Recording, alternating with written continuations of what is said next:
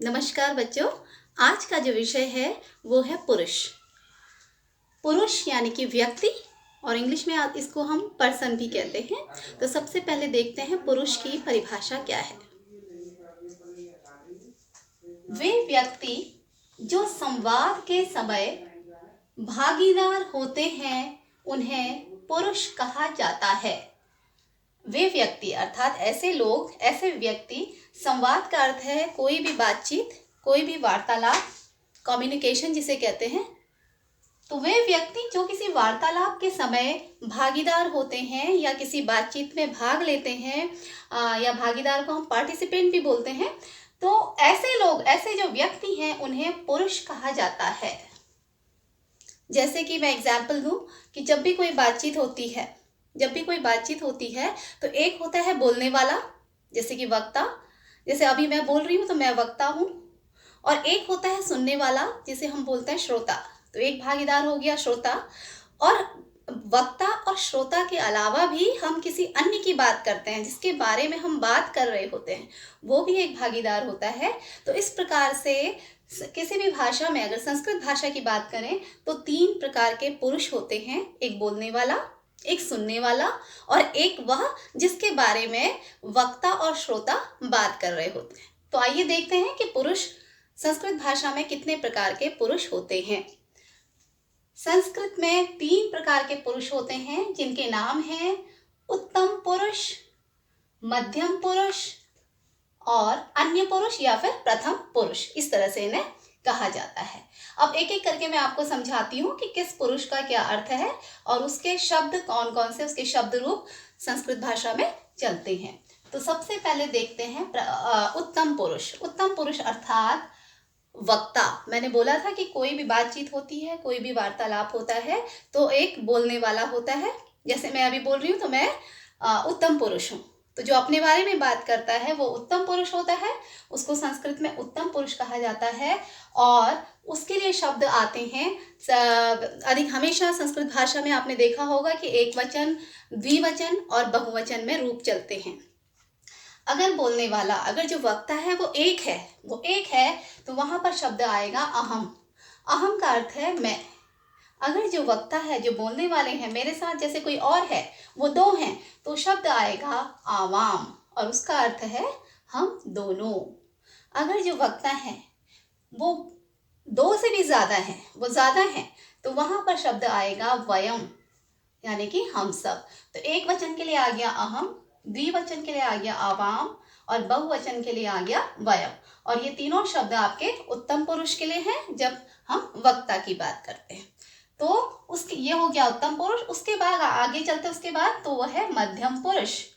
मध्यम पुरुष यानी कि श्रोता, यानी कि एक वक्ता है और जो बात सुन रहा है, जिससे बात हो रही है, वो मध्यम पुरुष है। वो श्रोता भी कह सकते हैं उसको, या फिर वो सुनने वाला जो व्यक्ति है वो मध्यम पुरुष में आता है। जैसे कि अगर मैं हूं तो मैं जिससे बात करूंगी उसको मैं तुम करके संबोधन करूंगी, ठीक है। तो इसके लिए एक वचन का शब्द है त्वम, यानी कि तुम। और अगर वो 2 हैं तो वहां पर शब्द आएगा युवाम, अर्थात तुम दोनों। और अगर वो बहुत सारे हैं तो हम बोलेंगे यूयम, यानी कि तुम सब। तो एक वचन हो गया त्वम, तुम, द्विवचन हो गया युवाम यानी कि तुम दोनों, और बहुवचन हो गया यूयम यानी कि तुम सब। तो इस प्रकार से मध्यम पुरुष में रूप चले त्वम, युवाम, यूयम। ये तीनों ही वचन में है, लेकिन साथ में आप देखते होंगे, आपने देखा होगा कि मैंने एक हेडिंग लिखी है सभी लिंगों में।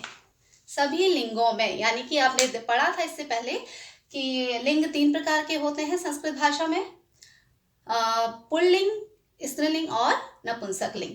तो तीनों ही लिंगों में जो उत्तम पुरुष है और जो मध्यम पुरुष है, इसमें लिंग भेद नहीं होता। अर्थात अगर अहम शब्द, अगर अहम मैं जो हम यूज कर रहे हैं, वहां पे बोलने वाला कोई पुरुष है या कोई नारी है या कोई स्त्री है, तो अहम शब्द ही होगा, चाहे वो लड़की हो चाहे वो लड़का हो। वहां पर कोई लिंग के अनुसार शब्दों में भेद नहीं है, उत्तम पुरुष में भी और मध्यम पुरुष में भी। यानी कि सभी लिंगों में ये नाम समान रहेंगे, ये शब्द समान रहेंगे। बोलने वाला, वक्ता, चाहे वो स्त्री हो चाहे वो पुरुष हो, आप इन तीनों का यूज करेंगे। अगर सुनने वाला जो श्रोता है वो स्त्री हो या पुरुष हो, वो किसी भी लिंग का हो, आपके जो शब्द हैं वो त्वम, युवाम, यूयम, ये तीनों ही रहेंगे। ठीक है, तो ये हो गए दो पुरुष। अब हम बात करते हैं प्रथम पुरुष या फिर अन्य पुरुष की। जैसे मैंने बताया कि संवाद के समय एक वक्ता होता है, एक श्रोता होता है और एक वह होता है जिसके बारे में बात की जाती है, जो आपके सामने नहीं है, कहीं अलग है, दूर है, लेकिन उसके बारे में बात चल रही है। ओके, तो वो होता है अन्य पुरुष, और संस्कृत में इसको प्रथम पुरुष भी कहा जाता है। प्रथम पुरुष या अन्य पुरुष में जहां मैंने कहा था कि उत्तम पुरुष और मध्यम पुरुष में हमें लिंगों का ध्यान रखने की जरूरत नहीं होती, क्योंकि सभी लिंगों में समान शब्द चलते हैं। चाहे मैं कहने वाला लड़की हो या लड़का हो, तुम जिसको हम संबोधित कर रहे हो वो कोई पुरुष है या स्त्री हो, उनके लिए यही शब्द आते हैं। लेकिन थोड़ा सा परिवर्तन जो है वो अन्य पुरुष में है, या इसको हम प्रथम पुरुष भी कहते हैं। उसमें आपको लिंग का ध्यान रखना पड़ता है, क्योंकि उसमें पुल्लिंग के लिए अलग शब्द हैं, स्त्रीलिंग के लिए अलग हैं और नपुंसक लिंग के लिए अलग शब्द हैं। तो प्रथम पुरुष या अन्य पुरुष की अगर बात करें तो यहाँ पर पुरुष का जब भी हम पुरुष की बात करते हैं, हम तीनों लिंगों में देखेंगे, तीनों लिंगों का ध्यान करेंगे। उदाहरण के लिए अगर मैं कहूँ कि वह, क्योंकि हमेशा अन्य पुरुष की बात करेंगे तो ना तो मैं आएगा ना तुम आएगा, उसमें आएगा वह, क्योंकि हम किसी तीसरे की बात कर रहे हैं जो हमारे सामने नहीं है। तो वह के लिए हम सह शब्द यूज करते हैं, हम सह प्रयोग करते हैं, लेकिन ये सह शब्द केवल पुल्लिंग के लिए आएगा। अगर वो पुल्लिंग है या जिसकी हम अन्य की बात कर रहे हैं वो कोई पुरुष है, तो हम वहां पे सह, सह का अर्थ है वह। अगर वो दो हैं तो हम बोलेंगे तौ, तव का अर्थ है वे दोनों। अगर वो दो से भी ज्यादा हैं तो हम बोलेंगे ते, और उसका अर्थ है वे सब। तो इस प्रकार से पुल्लिंग के लिए सह, तव, ते ये शब्द चलेंगे। अगर वह जिसकी हम बात कर रहे हैं, जिस प्रथम पुरुष या जिस अन्य पुरुष की हम बात कर रहे हैं वो कोई स्त्री है, वो कोई स्त्री है, तो जो रूप चलेंगे वो चलेंगे सा, वह, ते, वे दोनों, ता, वे सब। अर्थात अगर वह एक है लेकिन स्त्री है और उसकी हम बात कर रहे हैं तो हम बोलेंगे सा। अगर वे दो हैं तो हम बोलेंगे ते। अगर वे दो से भी ज्यादा हैं तो हम बोलेंगे ता। तो जो रूप चलेंगे वो चलेंगे सा, ते, ताह। अब आइए नपुंसक लिंग में। अगर जिसकी हम बात कर रहे हैं, जिस अन्य पुरुष या जिस प्रथम पुरुष की हम बात कर रहे हैं वो नपुंसक लिंग में है, ठीक है, वो ना स्त्री है ना वो पुल्लिंग है ना वो स्त्रीलिंग है, वो नपुंसक लिंग है, तो हम उसके लिए वह शब्द के लिए प्रयोग करेंगे तत्। अगर वो एक है, द्विवचन में हो जाएगा ते और बहुवचन में हो जाएगा तानी, क्योंकि वचन का ध्यान तो हमने यहाँ भी रखना है, यहाँ भी रखना है, यहाँ भी रखना है, इन सब में भी रखना है। ओके, लेकिन हमने लिंग का ध्यान केवल प्रथम पुरुष या फिर अन्य पुरुष में रखना है संस्कृत भाषा में।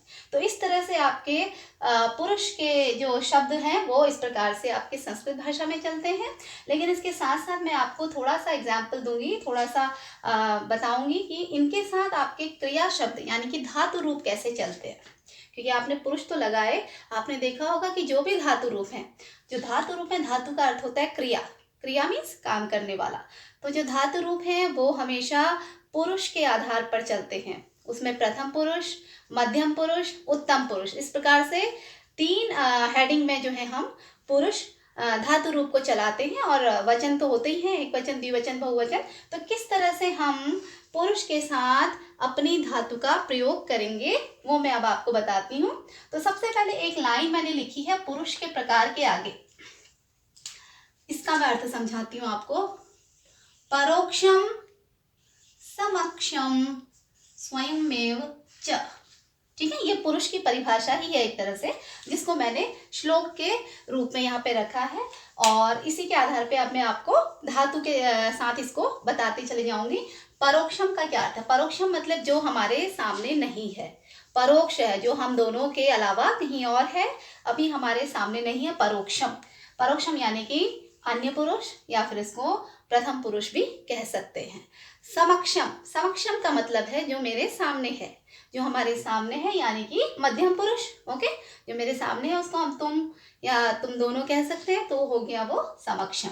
स्वयं में क्या हो गया? स्वयं मने अपने आप को हम बोल रहे हैं, जब अपने आप को संबोधित कर रहे हैं, जो स्वयं हम अपने आप कहने वाले हैं, तो यानी कि वक्ता, तो वो हो गया उत्तम पुरुष।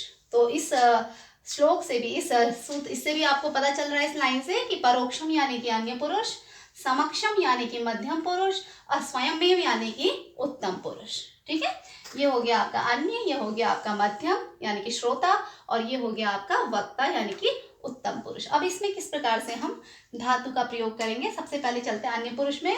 तो आपने जब धातु रूप पढ़े हैं, जब हमने धातु रूप को देखा है तो हमने देखा है कि वो पुरुष के आधार पे चलते हैं। और प्रथम पुरुष में मैं केवल पठ धातु का यहाँ पे उदाहरण लूंगी। तो पठ धातु को अगर मैं लेती हूँ तो प्रथम पुरुष में वो चलते हैं पठति, पठतः, पठन्ति।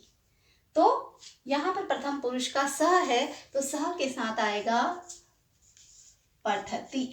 ठीक है, क्योंकि प्रथम पुरुष हम नीचे से ले रहे हैं, क्योंकि हमारे जो धातु रूप होते हैं वो प्रथम पुरुष, मध्यम पुरुष और उत्तम पुरुष इस प्रकार चलते हैं, इसलिए मैं उसको अब हम प्रथम पुरुष से पहले शुरू कर रहे हैं, यहाँ से हम ऊपर की तरफ बढ़ते चले जाएंगे। ठीक है, तो सह के साथ आएगा पठति, और अगर पठति का द्विवचन आप देखेंगे तो पठति, पठतः। तव के साथ आएगा पठतः, तव पठतः। और ते पठति, पठता, पठन्ति अगर ज्यादा है तो आएगा पठन्ति। तो ये आ गए आपके संस्कृत के धातु रूप, इनके साथ किस तरह से क्रिया लगती है। लेकिन एक चीज और ध्यान देने की बात है कि हमेशा जो हमारे धातु हैं वो उसमें भी हम लिंगों का ध्यान नहीं रखते, ये भी सभी लिंगों में एक तरह से चलती हैं, चाहे वो पुल्लिंग है, चाहे वो स्त्रीलिंग हो, चाहे वो नपुंसकलिंग हो। आपका पठति जो है वो स्त्री के लिए भी आएगा, आपका पठतः वो पुल्लिंग के लिए भी आएगा, और इधर भी आपका ये पठति, पठता, पठन्ति, ये रूप तीनों ही लिंगों में इसी तरह से चलेंगे। अगर जो लड़की है तो भी आप पठति, पठतः, पठन्ति करेंगे, और अगर वो नपुंसक लिंग है तो भी आपका इसी तरह से चलेगा, पठति, पठता, पठन्ति, या पठति वर्ड नहीं भी यूज करेंगे तो पतति, जो भी आप वर्ड यूज कर रहे हैं वो तीनों ही लिंगों में एक तरह से चलेंगे, सेम चलेंगे, चाहे वो पुल्लिंग हो, चाहे वो स्त्रीलिंग हो, चाहे वो नपुंसक लिंग हो, क्योंकि हम पठति, पठतः, पठन्ति। ठीक है, पठति, पठतः और पठन्ति जैसे मैं बता रही हूँ, तो आपके तीनों ही लिंगों में ये जो शब्द रूप हैं, ये जो धातु रूप हैं वो एक जैसे चलते हैं, क्योंकि धातु जब हम पढ़ते हैं तो धातु में भी लिंग का ध्यान नहीं रखना पड़ता, केवल आपको पुरुष और वचन तो होते ही हैं, साथ में लकार भी चलते हैं। अब ये मैं लकार की बात नहीं कर रही हूँ। तो चाहे वो पठति, पठता, पठन्ति, इस तरह से हम प्रथम पुरुष के साथ क्रिया लगाएंगे या धातु रूप लिखेंगे, चाहे वो पुल्लिंग हो, स्त्रीलिंग हो या फिर नपुंसक लिंग हो, ये सब सेम इसी तरह से चलेंगे। अब आइए मध्यम पुरुष में, अगर आपने देखा है तो पठति के रूप जब हम मध्यम पुरुष में लगाते हैं तो हम लिखते हैं पठति, पठता, पठन्ति प्रथम पुरुष, पठसि, पठतः, पठत, यानी कि एक वचन में होगा पठसि, त्वम पठसि, अगर वो तम है तो, अगर वो युवाम है तो पठथः, अगर वो बहुत सारे हैं, तुम सब है तो पठत। तो इस तरह से रूप चलेंगे, त्वम पठसि, युवाम पठथः, यूयम पठत। ठीक है, पठसि, पठता, पठत। उसके बाद अगर हम आ जाए उत्तम पुरुष में, तो आपने देखा होगा सबसे नीचे लाइन पठ धातु की, पठामि, पठावः, पठामः। अगर वो मैं के लिए आएगा तो एक वचन में आएगा पठामि, द्विवचन में आ जाएगा पठावः, और बहुवचन में आ जाएगा पठामः। तो इस प्रकार से आप इनके साथ अपने पुरुष के साथ इस तरह से आपके क्रिया शब्द भी चलेंगे। तो आज हमने समझा, आज हमने इस क्लास में ये समझा कि पुरुष 3 प्रकार के होते हैं। ठीक है, और उत्तम पुरुष यानी कि वक्ता, मध्यम पुरुष यानी कि श्रोता, और प्रथम या अन्य पुरुष यानी कि इसके बारे में बात की जाती है। और जो अन्य पुरुष है, जो प्रथम पुरुष है, उसमें हम तीनों लिंगों का ध्यान रखते हैं, लेकिन उत्तम पुरुष और मध्यम पुरुष में सभी लिंगों किसी भी लिंग में भेद नहीं होता और सभी लिंगों में समान शब्द चलते हैं, और उनके साथ किस प्रकार से हमने क्रिया प्रयुक्त करनी है, किस तरह से क्रिया का प्रयोग होता है वो भी देखा। तो आज के क्लास में इतना ही। थैंक यू, धन्यवाद।